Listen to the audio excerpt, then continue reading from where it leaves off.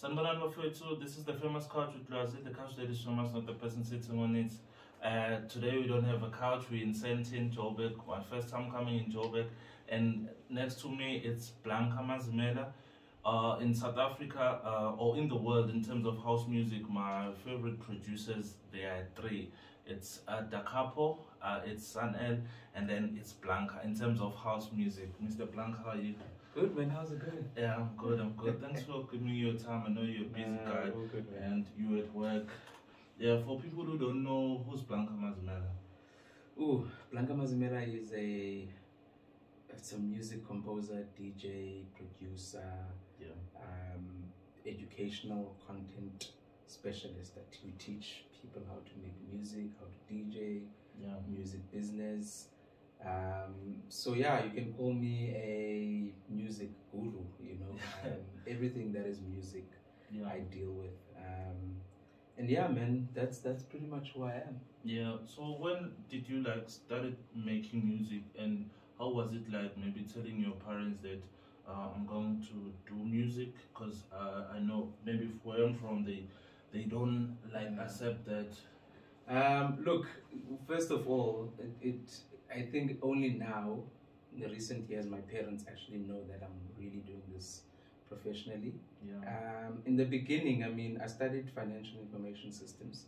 I finished that, and I was still doing music in between that. So I was trying to balance my parents and then appease myself with the music stuff. So yeah, man, look, the music bug started or hit me around 2002. I was very, very young.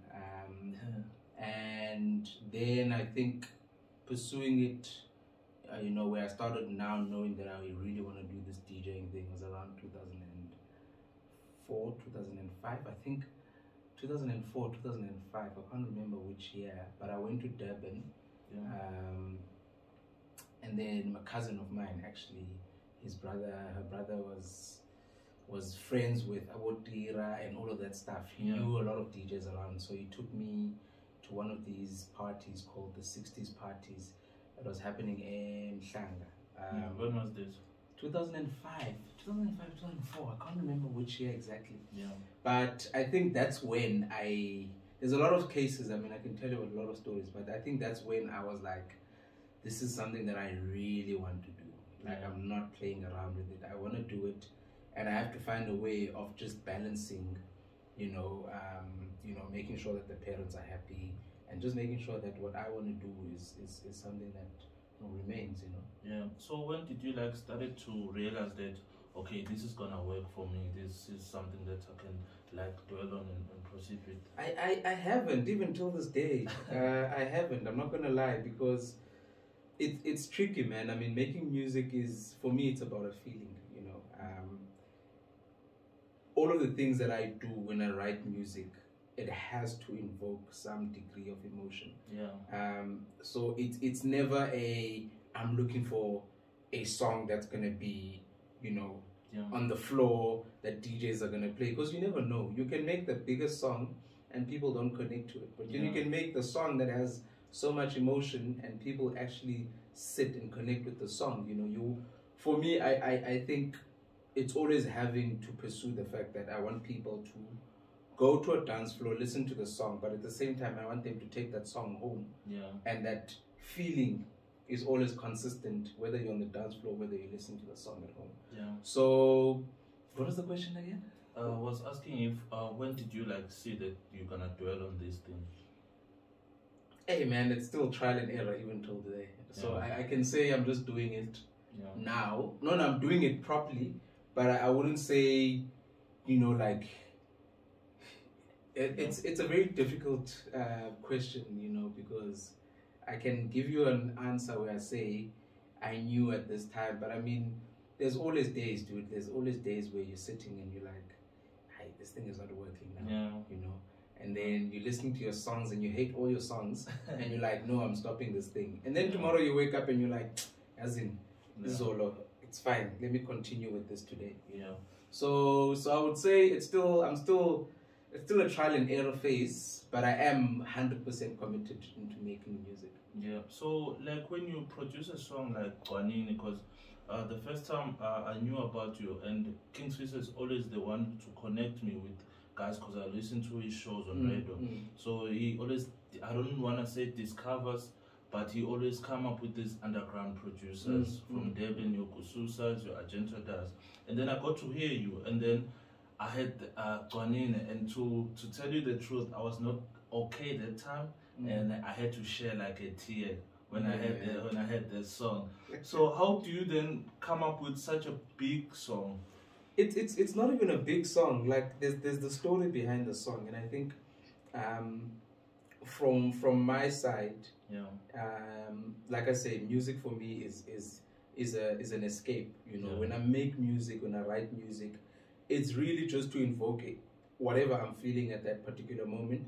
But I think the goodness in everything is that if you really have a team of people that really understand how to narrate a story that you're trying to, I mean, for instance, on Gcwanini, there's a Sobandwana. She's one of the best storytellers that are out there. You know, she's an incredible writer, and then there's chorus also, a three-piece choir that do some other stuff. If you heard Statamia from Lady Smith Bemba, Black Mambazo, you'll hear those guys, but they're a three-piece choir and they do that thing on stage.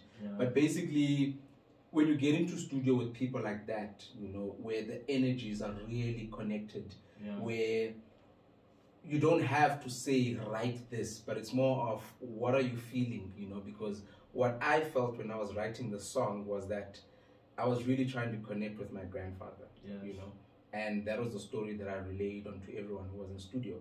My grandfather, the late Mazimela.Music, that's really who the song is about, you know. And I mean, now he's an ancestor, and I mean, he's someone that is always watching over me and stuff. And I really believe that the feeling and the emotion around the song was really connected when everyone realized that it's a message. We're trying to just send a message across to the people on the other side, and that's how Gcwanini came about. And then obviously, I mean, knowing, you know, Uti, what's this? Umlando, your roots. My roots, ne? So originally, Gcwanini are from KZN, Beckville. Yes. So if you've met anyone from KwaZulu that has a surname Uyo, Kamia, that's our clan name, Gcwanini, Mia. So then, how we came about on moving from there during the wars back then, you know, we got separated. Some went in Lusigisigi and all of these in the Mpondo region, and then some went deep into the Eastern Cape, and that's how we ended up in the Eastern Cape. But when you actually trace the whole thing, you actually find it to Beckville. So Inkosu Gcwanini, Inkosu Mia is actually there. So you know that when you find something like that, and then you can actually connect all of these people together, you know, to actually have a sense of pride in who they are, where they come from, and realize that there's a million Gcwaninis out there, and this song is basically a song for them, you know. And I mean, yeah, man, like the emotion in the song is really real. I know for a fact that I can but I'll never write Gcwanini again. Gcwanini is its own thing. The next song that I'll write is also going to be a song that is going to be its own story, you know.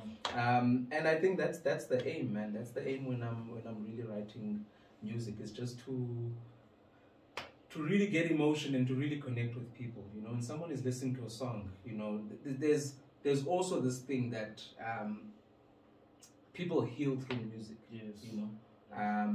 Sometimes you'll find yourself really shedding a tear because there's a song that brings out something deeper than what you actually thought. And the song there's nothing more, it's just a song. So I think more than any other thing, the aim is to really have people that connect to the music, and when they connect to the music, and I think my job is done. Everything else beyond that really is a bonus. Like I have a lot of questions I want to ask you right now, but one of the questions is that how did the song change your life? Sure. Yeah. It just put a lot of things in perspective. I think the song in itself, because it's the first song that we shot a video for, and we shot the video Ekaya, and I mean my whole village was there, you know, beautiful music, and my parents were there. Yeah. Like it was just one of those things where I think the people that raised you, when they see what you're gonna become, you wanna start there with them first, you know. You wanna show them that whatever they see beyond this, you actually started with it here, and they saw it, and you brought them in, you welcomed them, and you made it their story also, you know. So I think that's one of the things that I can say, you know, the video or the song really reinforced is who I am in the world, basically, you know. If I go out to Spain, if I go out anywhere in the world, to Kenya, I was recently in Kenya, it's one of the things that I know that people can really identify me with, you know. So, but beyond that, bro, like, I really think, you know, it's still an ongoing thing. We're making music, and we're not trying to stick onto one story. I mean, my story is not told yet, and I really think I haven't told my story the way that I want to tell my story, but I'm in that process of doing that, and that's the part that I'm actually acknowledging, and I'm just saying, Uti, you know, this is where it's going. The music is not going to change anything, but as you go, you know, you will make other songs and stuff. Yeah. How is the pressure of making like such a big song, like, and having to, like, because it went even abroad, how is the pressure to you, only you, how is the pressure? Look, this is the weird thing. Yeah. When we submitted Gcwanini to the label, it was rejected at first. Right? There's another song called Isdulize Tafa that was taken, and the EP was named that. And I insisted, I was like, guys, can I just release this song, because this song means more to me than just a release. It's not just a release to me, you know. It's part of who I am. It's my story, you know. And then obviously they took the song, but when it got released, it went the other way. The one that they thought was going to be big was not big. And then Gcwanini was the one that really stuck out, you know. So ever since then, you know, I've always been like, okay, cool. I need to make music that I make, you know, and not try to make a sound that I think, you know, Usbani can play and stuff. I need to concentrate on the music that I need to make. And I think that took a lot of pressure from me when I go into studio, it's a blank thing. You know, it's not like I'm trying to make the next Gcwanini, but at the same time, I'm trying to be in the moment where I am in studio and I'm making whatever I'm making, you know. So I'd say the pressure of making, you know, that song was really not, it was not intentional. When I left studio, I just knew, because I can tell you, Uti, we sat in studio, we recorded the first section with chorus. Once we did that section, I was like, there's something missing. So Bandwana was in Cape Town. I called her. She was going to a bus. She was coming back to Joburg. And I was like, please, before you get to the bus station, just pass by the studio. I just need a section. I know, Uti, this song is missing something, and I think you have what it's missing. 5 minutes is all it took, you know, to record Sobandwana's section. It was one take, it was 5 minutes. And it wasn't a studio session where we were sitting all night. She went in, 5 minutes, recorded the section in one take, and that was it, you know. So now, you can sit and be like, sometimes you need to sit with the vocalist, and then she needs to do multiple takes, and then she also needs to do harmonies and all of those things. Or sometimes the person can just come in and really give what the song feels, you know. Because she heard the song, and then she was asking, what's the song about? And I was like, it's just a thing about my grandfather, you know. And she knows, you know, the story around my grandfather and stuff. So she connected with it. And in that connection, it just went quick, you know. So there's a lot of special cases. There's a song that I'm releasing later in the year on Kunye. It's a similar case. Yeah. There's a lady by the name of Umbali Esizwe. She's on KZN. Yeah. She came into the studio and we recorded something. I sent her a beat first and recorded that, and I was like, let's just start something from scratch. We started something from scratch in studio right here. Yeah. And I think 2-3 hours later, the song was done. Yeah. You know, like it was done to a point where it's just one of those cases where it really is.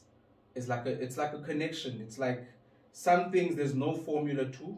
Yeah. It's just the feeling that people have when they're in studio, and you can provide enough space for a vocalist to really just, you know, give you, you know, the music without having to feel like I'm writing house, so mele house. No, you know, I think my approach to making music is, let's make music first, then we can make house music.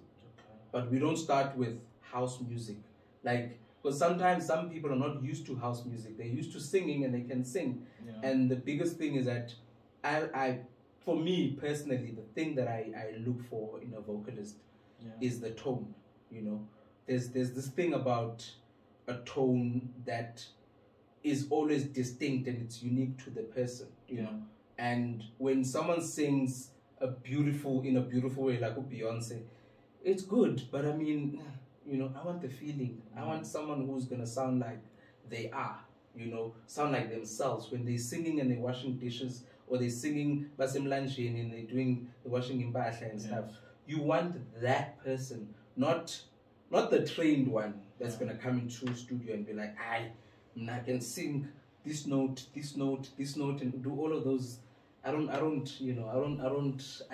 tend to run away from that quite a lot. So the pressure of it, man. I mean, I don't think there's pressure more than now. It's just a matter of, I think the world has really been introduced to my music. Yeah. And now it's just time for me to really do that and just take my music to the world. Yeah. Why is it important to you to do your live videos back at your hometown? Like, when I see everything Catley's and...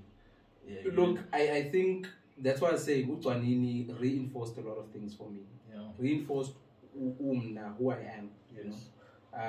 And I mean, it's easy for any person to really get trapped in a big city. You come to a big city, you come from a rural, you know, background, you come to a big city, you lose who you are, you don't know who you are, you go back home, people at home can't even relate to you, people at home can't connect with you, you know. And that's only because, you know, you're doing things so far away from them, you know, whereas you want the people to own your story, you know, you want your people to point out to what you know, Mina Benkona when you were shooting this video, and we did this thing here, you know. Every time they see it on TV, they're like, no, we know about the video. He's one of us, you know. I go home on a regular, like literally I was at home recently. I'm going home again soon, and I fit in at home. You know, I fit in the city, and that's who I am. So the biggest thing about doing a lot of things at home is for my people, and a lot of things. I mean, a lot of kids. I need a lot of kids, because there's talent in the rurals. There's a lot of talent. Like, whether it's vocalists, whether it's producers, there's so much talent. And my thing is trying to just show all the kids that are from Edujwa, Etuwa, and Namakwe, you know, like all of these rural areas, even in KZN, wherever you are, if you have that thing, you would say, I can do this, and I'm doing this. You're sitting at home, you've got your Pentium 2 PC, and you're making the hottest music. Just means that there's a place for you in the city, there's a place for you in the world, and you can really fit in there, but you don't have to change who you are. You don't have to change where you're from. You don't have to be shy, Puma, you know, you're sitting there and you're like, what are they going to say? No, that's who you are, you know, and you want the people of Kwanongoma to really be like, this guy, Siyamazulu, you know, and it's one of the biggest things that I really try to just have, you know, in my story as I grow and as I go to the world, is really for people around the world to really know Uti, that's where I'm from. Yeah. You know, these are my people. These are the people that have either groomed me. These are the grandfathers and the old people that I sit around and stuff when I'm doing umcimbi and all of that stuff. Yeah. These are the people that, you know, guide who I am. Yes. You know, because if it wasn't for them, I wouldn't be who I am. You know, if it wasn't for the way that they instilled a lot of things about who you are, I wouldn't be, you know. So it's a big thing, man. Like I'm recording, like this weekend actually, I'm recording a live stream.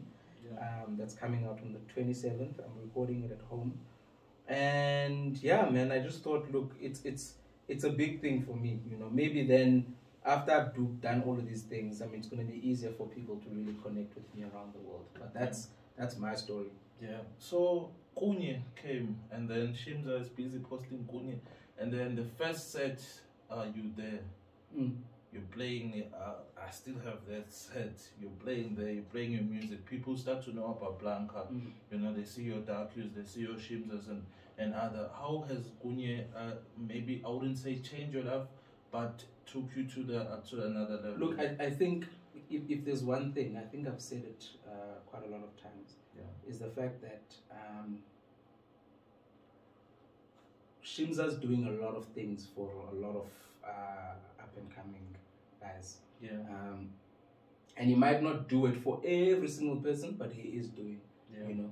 And I think if there's one thing also is that it's really genuine, you know. He's really trying to showcase guys that are making this music, and he's really trying to export this stuff to the world, you know.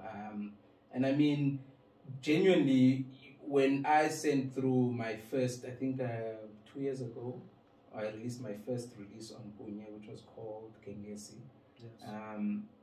When I released that, when I sent it to Shimza was like, yo, I'm playing this everywhere. And he was really playing it everywhere. And he was like, I think that's when a lot of things started to shape, where he also, his vision of, you know, taking the local guys, matching them with an international producer to remix their work and then releasing it to the world, you know, which means that you've got a release now that appeals to the South African market, but you also have another release that appeals to the wider international market, which works, which means that your music really gets to go across and here and stuff. So I think the story of that was something that I really aligned with very well, you know.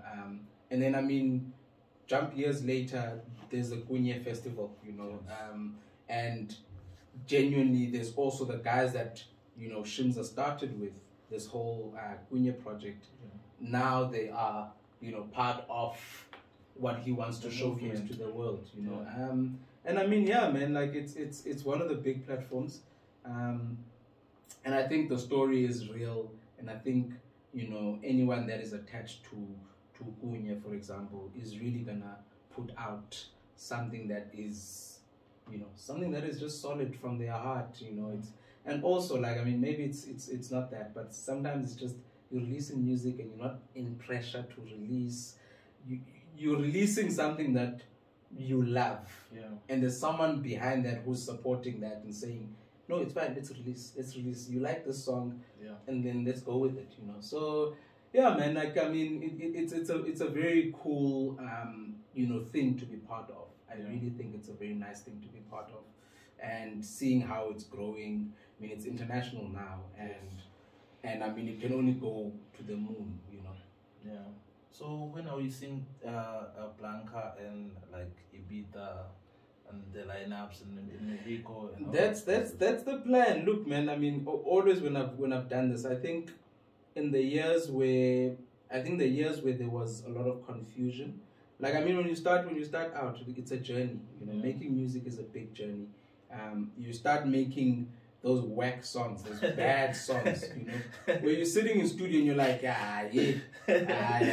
Black Coffee said that. You know, you sit in studio and you're like, I'll never play this, you know. But then you don't understand why when your manager's like, listen, let's cut this one. This one is not it. I used to do that, man. I used to make tracks where I'd have 70 tracks on a thing, and then I'd have like 20 pianos. This piano's doing this one is doing this.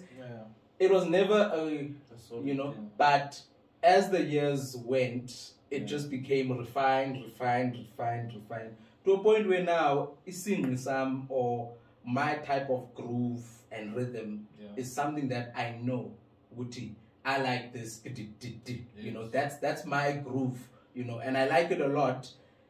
It's not even broken beats, but it's just like, when I grew up, man, like, I mean, I used to be shy about it's possible cleanser, you know, and doing all of that stuff. That music and the rhythm from there, there's this thing, the sound like a shembe, man, with the horn. Have you heard that? Hey man, listen. And every time I listen to that, and I'm like, this is what the world needs to hear about our music. Because that is our music, you know, that's us. And that's us in a lot of ways. So when I got used to that and looking for that rhythm and finding that rhythm, I think, you know, it became much easier, and now I can take it to the world and stuff, you know. And so there's a lot of plans on the road, dude. There's a lot of plans. I think this year I'm going to Spain. And I'm going to Amsterdam, definitely. But the plan is really, I mean, it's always been part of the plan to really go to the world, you know, and release the music to the world. Plus, I mean, so there's Blanka Mazimela, then there's Bandwanas. Okay, so Bandwanas is also my production and stuff, you know. So it's a band project. So you've got myself as the producer, you've got a drummer, you've got a pianist, you've got vocalists. So it's a project. Are we out? Oh, it's a project that infuses, you know, all of these things. You know, I call it church music, but it's like, it's church music with a nice groove. You know, we play festivals. Recently we did the Corona Festival. We also went to Kenya as Ibandwanas and stuff. So, I mean, there's a lot of people on that crew. There's Kolisi, where there's Sobandwana, who's part of that crew. There's Chorus, who's part of that crew.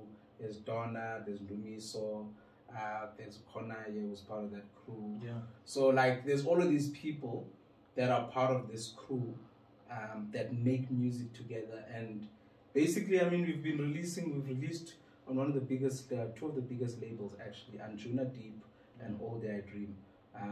We've got a release now on the 20th. And I think that's the project that's going to propel us to that side, because our music is really being played that side, especially in Mexico. So there are plans. There are a lot of plans on getting the Blanka Mazimela to the world. What is the advice that you can tell, like, to a producer who's maybe in Durban, who's like, yo, I'm giving up now, who's been making good music but it's not reaching like the world? Look, someone said this to me the other day, is that your season will come. Everyone that you see that is big, that is doing things, they had that break, you know. And for everyone it comes, as long as you, the producer, are really sitting out there and making music. You are sitting, you're making music, and you're just consistent on that. No matter what, I'm just writing and making music. Today, no one is seeing it. DJ X has suddenly blew up. DJ X and the next thing is like, it's your turn will come. And when your turn comes, you need to be ready for that turn. So the only way to be ready is really just to be making music. And the nice thing about music, especially the underground music, is that it revolves around bedroom producers. Everyone that's probably an underground DJ, producer, whatever, has been sitting in the bedroom, has been making music in the bedroom, and they've been discovered at that particular, you know, space. So there's a boy from the KZN, Unzux,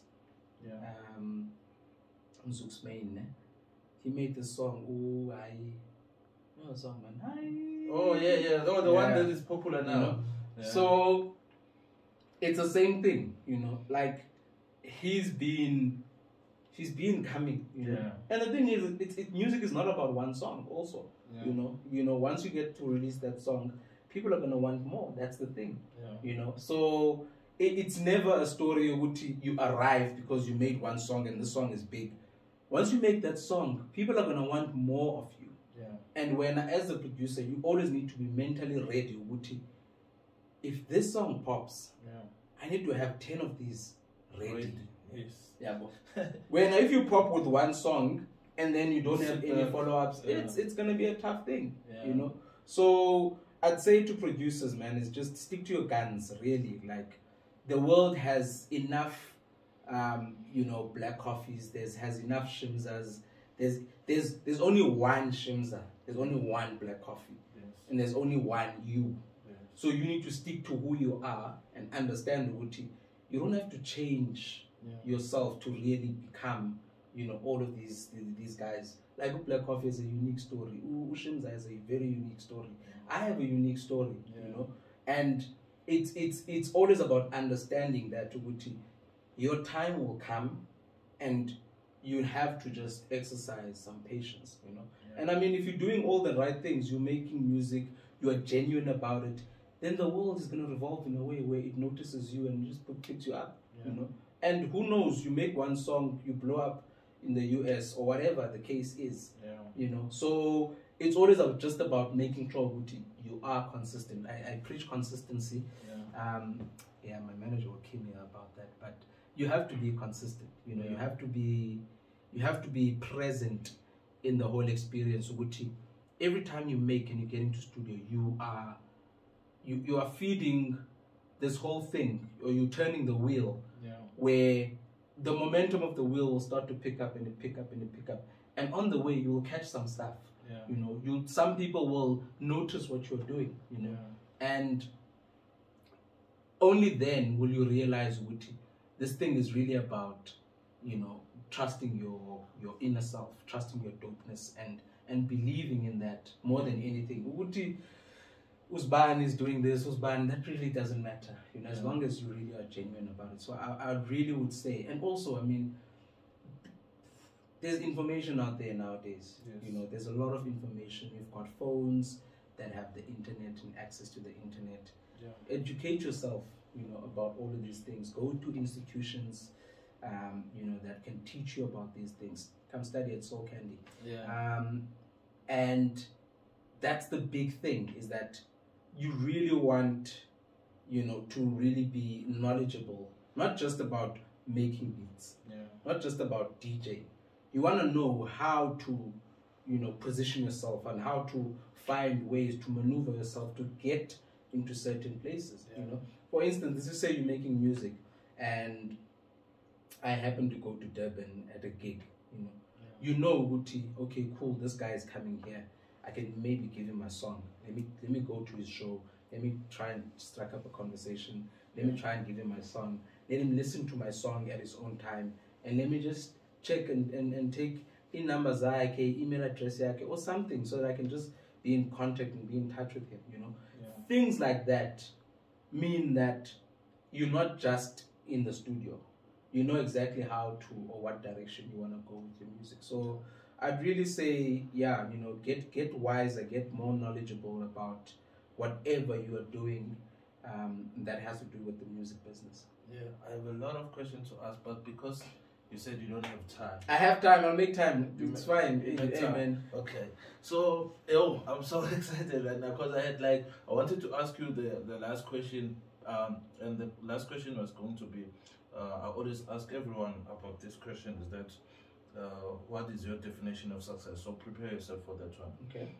I'm gonna ask it for the last time. And then the question that I wanted to ask about coming here to Boston, how do one acquire to be here? So I mean, we've got three courses. We've got a production course, that's a year course. We've got a DJ course, that's a 2-month course, and then we've got a music business course, that's also a 2-month course. So depending on whichever course that you want and how you want. So for instance, if you're interested in just running the back end, you know, just managing artists, being a promoter and all of that stuff, the music business course is the perfect course for you, because it teaches you about just the business side of things. You know? So you like music, but you don't necessarily like standing on stage or sitting in studio and making music. But you like the fact that, you know, you have a good ear. You know something that's gonna be a big, you know, song, or you know someone that can potentially be a big act. You know, so you're looking at someone. You go to a club, you see talent that is like proper. But when you don't want to be in that spotlight, you want to be in your own. The music business course is the perfect course for you. Then we've got the DJing course, teaches you every single thing about DJing and how to DJ.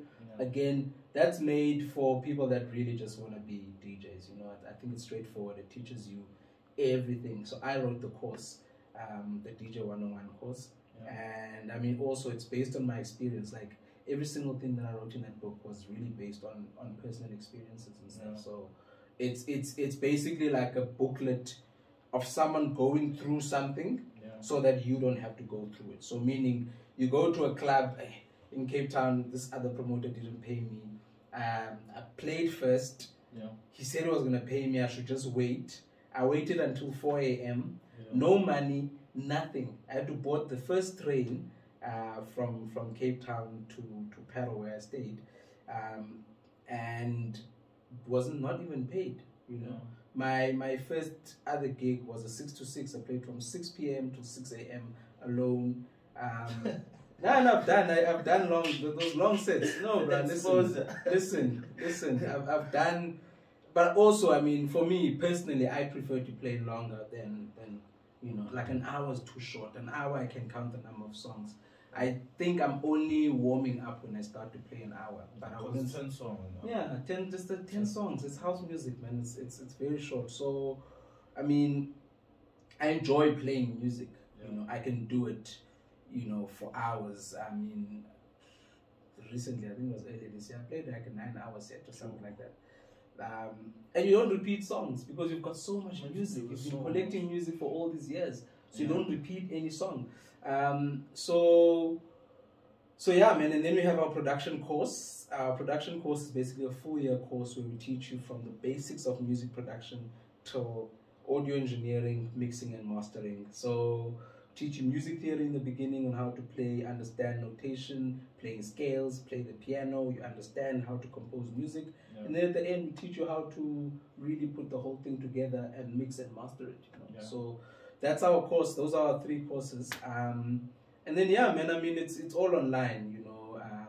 I give out, sometimes I give out bursaries for guys that, like, just guys that are really, you know, eager to do this, and they really want to expand their knowledge and stuff. So yeah, and I mean, all the information is available online, so you can either go to soulcandy.co.za or you can go to boston.ac.za to access all the information of the course in terms of when courses start and when courses end.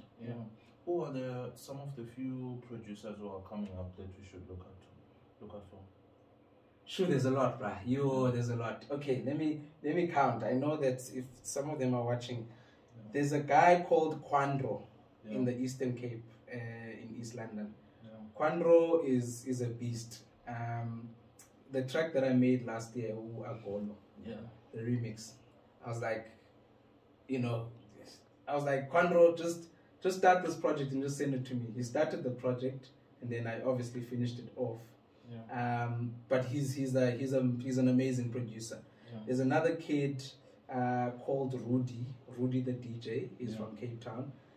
He's also making some sick music. From Cape Town also there's Uzux, Kopoy Zuka. He's also he's making some fire music. Then from Tembisa there's a guy called Ghost. Ghost is making some Ghost is just he's just some other stuff. He ghosted, like he's just a ghost. You know. Hey man, I'm trying to think of the people that I'm mentioning. In the Eastern Cape also there's a producer. I mean, he's part of Bandonas and stuff. He's my co-producer in a lot of projects. We worked on Gcwanini together. He was a student of mine back in the day. His name is Undumiso. He's just brilliant, man. Like it. And I think the biggest thing that I've seen from all these producers is that they've come out of their shells. You know, for instance, I can tell you a story about Quandro. At some point, Quandro was like, I'm not making music anymore. I'm done with music. I was like, okay, cool, but you've got the knack, you've got the talent. Yeah. And then last year, the year before, he came back and he was like, okay, and he's making music, man. Like he's making some serious beats. Ooh, it's one guy that I forgot, Junior SA. Yeah. When I say that name, Junior SA. Yeah. He's worked on something now. There's a song that he's worked on that's doing quite a lot of rounds with Umobi Dixon and Marishan. Yeah. It's being released. It's doing some rounds on radio and stuff. But Junior SA, listen, just check him out when you have some time. He is making some music that I think is really gonna change a whole lot of things in the scene. And yeah, man, I mean, hey man, listen, if I forgot some people, I don't mean like it's very touchy with producers. It's very touchy. Can't mention who's buying, I've mentioned who's buying. But I think for me, that's my list, man. That's the people I think. There's another guy from Botswana, Shivers. Shivers also, I've collaborated with him. Yeah. He's making some sick music. There's guys from Kenya, Suraj and Yuchi. You know, they also making some fire stuff. There's yeah, man. Like there's a lot of people that are really making some cool music. Yeah. And I think the nice part is that the industry is now welcoming of. Doesn't matter what you are an up and coming new producer. If your music is dope, your music is dope. That's it. Which is nice. Yeah. You know, where now it's not about Wuti. Hi, I know Uzbani, and you know, no, it's about your music now. It's like, okay, cool. What have you made? You know, so yeah, man, I would really say look out for all of those producers, because they're really making some good music. They're really making some stuff that is at an international level already. Yes. You know, from their bedroom studios. Like I know for a fact that Quandro makes a beat, it's not gonna sound like what you can tell what I lay beat is Azama. No, it's ready. You know, he makes tracks that I can immediately go play on the same time. All of these guys are doing that, you know, which means that somewhere there's a level, man, that these guys are like reaching, and it's beautiful to watch. You know? It's beautiful for me to be part of that, and for me to be the instrument that carries the music and sends it out to all these places with these guys. Yeah. Who do you want to work with internationally, or vocalists and producers? Okay, vocalists locally, it has to be Zonke. Yeah. Zonke. That's it. That's me knowing Uguti. No, because you know what? In my musical journey, she's been consistent. Yeah. As a producer, I've watched her as a producer and as a writer and as just overall Jay Uguti, how she does it, you know. Yeah. And she's been a big influence in my music, in how I narrate the stories that I narrate, in how I get involved in the composition section, in making the music, what I want to do, how I record, how I process vocals, all of those things. She's been part of that, even though we've never met and stuff, you know. Yeah. And then, I mean, I'll give you three. Yeah. There's Zonke, that's first. Listen, if I work with Zonke, just know Guti, I'm gonna retire from there. Yeah, that's the song where I'm gonna be like, I've done everything that I wanted. It will be a dope song. Yeah, everything that I wanted to do in the music, it ends with Zonke. Then there's Umsaki. You know, Umsaki is also brilliant vocalist. Thirdly, then there's Usobandwana, man. Like, I've worked with her. I've worked with her, but I think we haven't. What we worked on with Gcwanini was like a small bit of what we can do when we actually get into studio together, you know, because she is from Kutsolo in the Eastern Cape also, you know. She grew up as Lalini and stuff, and I really relate with her quite a lot. So, I mean, working with her is not just, we need to work on house, music, you know. Yeah, man, and I mean, all the other guys that I've worked with, there's another guy, I forgot to mention, vocalist, SKJ. He's the vocalist on this Duties at Tafa. I've worked with him, man, but I haven't worked with these guys to a point where I'm like, okay, now we've done this, we've done everything that we can do production-wise, but I mean, those are some of the people that I really think, you know, are really gonna change the scene. Yeah. You know, Uzonke, I mean, she's already there, but I think me, a collaboration with myself and her, and how I look at electronic dance music or electronic music, you know, is a different way where I think there's certain things that I feel like, you know, has not been done with those vocalists and stuff. So yeah, man, I mean, I'm looking forward to all of that, and I think, yeah, the Zonke thing, I'm just putting it out to the world. Yeah. You know, if anyone is watching and you know who's Zonke, make it work, man. You know, make it work. Yeah. I've got like a lot of questions to ask, but I'll just want to ask the last question that I asked you. That what is your definition of success? Maybe perhaps some other time we can do another interview, because I want to know a lot about you in terms of even your personal stuff, because there are questions like, how does it affect maybe your relationship with maybe people like your kids, your wife? Hey man, like, look, it's a gift and a curse, and I always say this because you become a lot of things, you know. For instance, for me, I don't want to say this, but I'm a loner, you know. I spend a lot of time in the studio in my thoughts and stuff, and this makes me to just love this so much that, you know, when I sit at a braai somewhere, I'm like, yeah, I'm here, Mara, I want to be in studio, you know. Instead of me drinking or doing whatever, I want to be here, you know. And sometimes that thing does affect, you know, does affect a lot of things, because, you know, yes, you are present but you never get to be like, oh, I'm enjoying this, because I'm always thinking, especially like when I go to, you know, imicimbi and stuff, then you hear these songs and you like in your head, you just like, yes, if I could record this vocal, I've got an idea of this groove here in studio, and you're constantly thinking about the studio, you know. So I would say, look, it's a gift, it's a curse, but I think, I mean, there's a saying, I forgot the saying, but there's a saying about if you get a responsibility, or to whom the responsibility is given, something like that, but you can't be given a gift and also try to have a normal life, you know. So it goes to a lot of ways where if twasa, you know what your life has changed now, and you can't do the things that you would normally do, then you know, because the gift comes with so much responsibility, you know. So for me, I know it's a gift because there's a lot of things that I've been doing with my life, you know. I could have been, I mean, I wanted to be a chartered accountant at some point in my life.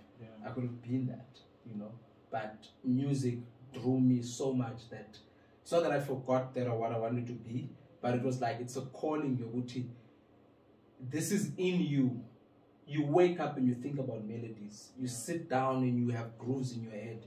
You think about all of these things. Every time you hear someone singing, immediately your ears are like, yo, I can hear this tone. I can do something with this, you know. So it's something where I'd say, for normal people, you know, you're not gonna have a normal life, you know. And I think it's a blessing when you have people in your life that really understand who you are, you know, that really understand your whole story, you know. I mean, my mom, dude, like my mom and my dad, they've been supportive, you know. In the beginning, it was like, yes, because the thing is, I mean, there's never been in the family, there's never been someone who's been a musician, you know. There's never been someone who's done this. So I understand where they come from. They were teachers, you know, and for them, it's like, you're either a teacher, you're a nurse, you're a policeman, you're a lawyer, you're a doctor. That's all we know. When you want to make music and you want to sit in studio, you want to go to parties where people are drinking, where people are smoking. We don't know this life. You know? But I think for me also, just to prove in the sense of having the discipline to understand Uguti, it's a responsibility more than anything. You know, it's something that I can't just take lightly. It's something that I can't get into a moment where I'm like, you know what, I'm going to a club, I'm gonna get wasted, someone's gonna pick me up, and that's gonna be my life. Because at the end of the day, then it just means that the responsibility that you've been given, you really don't understand it. You don't want it. Hence, in some cases, some guys really don't last in the industry because you've got the skill that you've been given, the natural gift that you've been given. And I say natural because a lot of these producers, you'll hear their stories, is that no one taught them anything. They're self-taught. You know, it's self-taught. They wiggle their way to do this thing, and they were just finding their way, and it just worked. You know, so now you've got this responsibility, and then you go out to a party, you're getting sloshed, you're doing the wrong things, you're doing the drugs, you're doing all of these things, and it's literally going to take the focus of what the gift that you've been given. You're not going to be able to really do what your natural talent is, and to really accumulate whatever you need to accumulate using your natural talent. So, yeah, man. What is the question again? Nah. I was asking you that. What is it disturbing you in terms of like? No. It's not. It's not, man. I think I've got good people around me. Yeah. I've got a good support system. Like, I mean, my older brother. You know, I speak about him quite a lot. He's the guy that will drop everything to just come and watch my show. You know, he's the guy that I would send a beat to at 11 p.m. at night. He's gonna be he stays in Cape Town. He's gonna be on a 6 a.m. flight. Be like, yo, listen, we need to get into the studio. I've got ideas. I want you to finish this now. You know, from ever since I started my career, he's been someone that has been, you know, there. There's a lot of people around me, man. Like, I've got mentors. I've got people that can see where I'm going, and they are just there to just make sure, Uti, you know, I never stray away from what the goal is. You know, so also. I think your support system plays a big role. You know, the people that you have around you are really, you know, influential in terms of how you get to just showcase, you know, to just be yourself and stuff, and understand what you need to do. And also, you don't want to have people that are just yes men around you. That are just going to be sitting and saying, I know, you know, seeing you go down the drain, and they're like, I know, it's fine, let's go. You know, so you also want that. You want people that are gonna be able to not be scared of you. You know, mau better or you're better, and they're gonna tell you straight to now you're going. You know, let's move this, and also understanding that it's life. You are learning, but they're also part of teaching you certain things that they might have gone through. You know, so I'd say for me personally, I've got a lot of good people around me, man. I mean, that's it. That last question, what is your definition of success? Because I feel like this interview can go for like 3 hours. Hey man, look for me, success is achieving things that you want to achieve personally. That's success.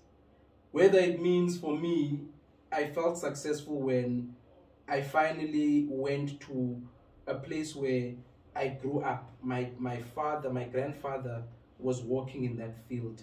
Ebhland is sitting there. He sat in that place. My dad sat in that place. I sat in that place. And I know that my kids are also going to be sitting in that place. And I did something there that was just about making sure, Guti, I do this. You know, it's my first music video. It's a story that I want to tell.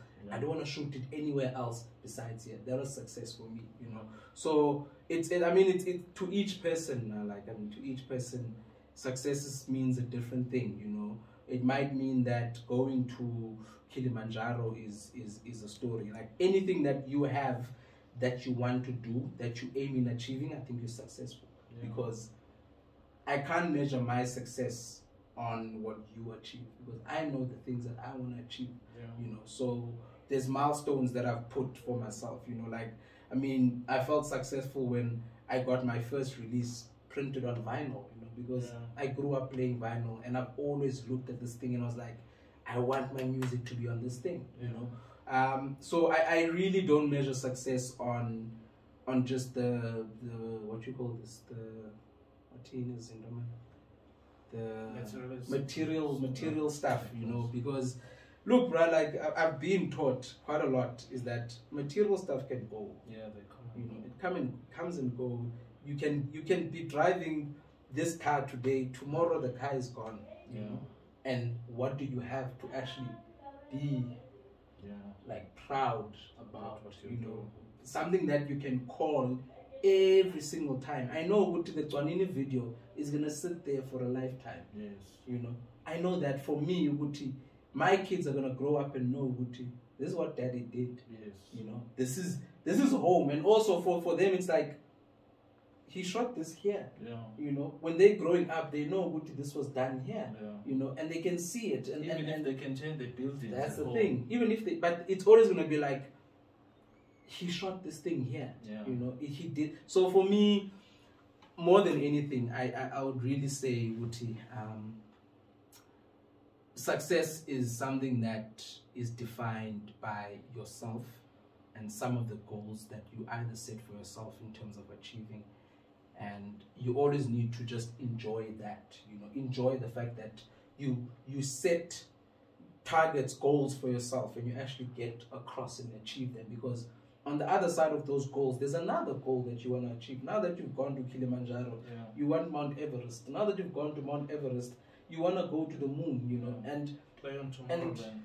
You know, that's the thing. So that's why I'm saying, Wuti, when I go play in Tulum in Mexico, I know that I'm successful because I've actually gone to play there. It's me going on merit also. It's me going there because of the music that I make. When I go to Tomorrowland and play there, when I go to Ibiza and play there, you know, when I go to Burning Man in the US, there's a lot of these places, man. Like, I mean, my first show in Kenya was really because I wanted to go play in Kenya. Yes. You know, like, I've always wanted to go play in Kenya. There's a track of mine called 10 to Kili. The full name is 10 Minutes to Kilimanjaro. You know, I've wanted to, and I've called that for the longest of time, Wuti. I know that I have a connection with this place, and I want to really go and play at this place. You know, so for me, playing there, it was just not just another gig. It was something that I really wanted to achieve. And I mean, you go to Kenya, like the most beautiful thing, that you go to Kenya and you've got all of these people knowing you because of your music. You got people saying, listen, can you please play Gcwanini? You know, it's a different country. Totally different country. I understand it here in South Africa, but it's something where different culture, but also the nice thing about this, you meet these people and they tell you, they're like, yo, exactly what you were saying about Gcwanini. They're like, the song is beautiful and we don't know what you're saying, but there's just a touch that makes us connect with the song so much that it just reminded us of who we are, you know. And I think if you can do that to a lot of people from different cultures and stuff, and you can actually connect them, then I think you're successful, man. Like, I mean, you've done something that connects a lot of people. And surely there's more. There's always going to be more. You're always going to want to do more. You know, you should always strive for doing more and stuff. You know, I mean, today I'm making a song like this. Tomorrow I want to make something else. You know, and that's basically what I really think, you know, would be the goal of measuring your success and knowing what you know you are getting somewhere. There's a guy, we don't get along now because of some things. I'm a DJ, so I played a mixtape. I remember there was a track by Tandi Dry, and then after that it was a 6 track. I played Gcwanini. This guy was telling me from track 1 to track 5, like, hey, you need to skip this, you need to skip. He doesn't like house music. But when Gcwanini came in, he was like, okay, I like this. Let me tell you a story. Let me tell you a story about Kunye. So I'm playing closing. It was Kunye here in Joburg, and I'm playing closing at the festival. It was 10 p.m. and the show was being cut at 10. So the inspector comes, guys, we need to kill the music. Last song that I play is Gcwanini. Right? I remember pressing play. This guy is standing on stage with his clipboard, and he's like, guys, I think it was a minute into the song, he was like, yeah, again. Let it play. Just let it play. It's fine. Let it play. You know. Music. And for me, I mean, every time I play it, I played it in Kunye in Cape Town also recently. I don't know how to define it, man. Like, it's just something that makes people feel some type of way, you know. It's just something that makes a lot of people connect with the music, you know. But I always say this, that my grandfather's spirit is in that song. You know, he's really moving around in that song, and it's like it's him who's singing that song, and it's got a bigger, you know, it's got a higher power that it has, as opposed to just being, you know, like just a normal song, you know. So yeah, man, I mean, I don't go into studio anymore to just try and make Gcwanini. I think it's gonna come out on its own, and I should just be on the journey of just writing music and stuff, you know, and just continue on that journey. Yeah. You the first person I'm gonna say this to. I think I'm inspired by you, and I think I'm gonna look up to more of you because I know your background. The reason that I don't look up to people is because of I don't know their backgrounds. You know, I'm from where I've never seen my parents going to work. You know, I'm from Nongoma, we're from like deep rural areas. And then I know you from the videos, I know where you're from, and I think I can relate into more things. So I wish you all the best in your future endeavors, and I'm gonna be there watching you going to the top. Thank you for the interview. I know that the time was an issue, but I think if I could say anything about what you're doing, you know, you might look at it now as in saying, Uti, there's a lot of things. I know you spoke about a lot of things when you were chatting on Instagram and stuff, and all I can say to you is you should never give up. You know, don't stop what you're doing. You know, money might not be there. You might not have people that are open enough to be like, hi, I can assist you here. I don't know, but my biggest, you know, thing that I'll tell you is don't stop what you're doing, because for some reason something brought you here. You know, and there might have been things along the way that might have said, you don't know anyone in that place, you don't know what you're doing, this thing.